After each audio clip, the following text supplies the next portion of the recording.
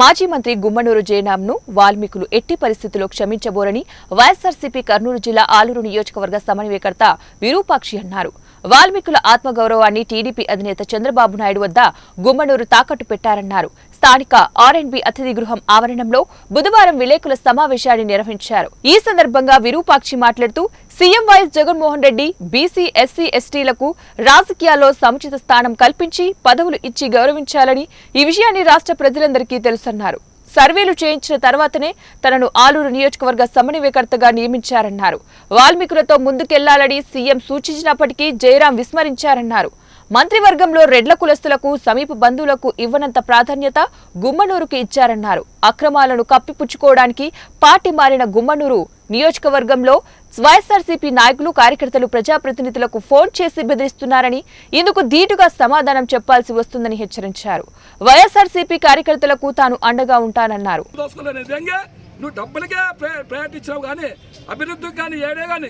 ఏ ప్రజల సమస్యలు కానీ, ఏ కార్యకర్త సమస్య కానీ, ఏ నాయకుల సమస్య కానీ తెలుసుకున్నావు ఏనాడన్నా?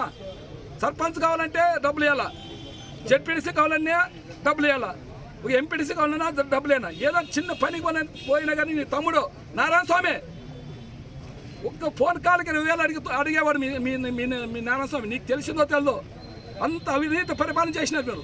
ఈరోజు మన జగన్మోహన్ రెడ్డి గారు అంటారా? జగన్మోహన్ రెడ్డి గారు పరిపాలన చాలా సుభిక్షంగా ఉంది.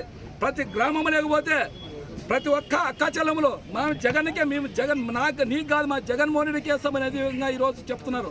ఎందుకంటే వాళ్ళకి ఒకటేది, రోడ్లు లేవు, నీళ్ళు తాగునీటి సమస్య లేదనే విధంగా అది చెప్తున్నారు. కానీ జగన్మోహన్ రెడ్డిని ఏడే కానీ ఒక్క పొల్లంత మాట్లాడడం లేదు. ప్రతి గ్రామం లేకపోయినా వాళ్ళు బ్రహ్మరథం పడుతున్నారు. మా జగననే గెలిపించుకుంటామంటున్నారు. ఈరోజు నువ్వు పోయి ఈ జిల్లా కాదని గుంటగల్లోన అనంతపురం జిల్లాలో పోటీ చేయి, నువ్వు ఏడన్నా పోటీ చేయి, నిన్ను వద్దనే లేదు. ఏ పార్టీకి అనుభవం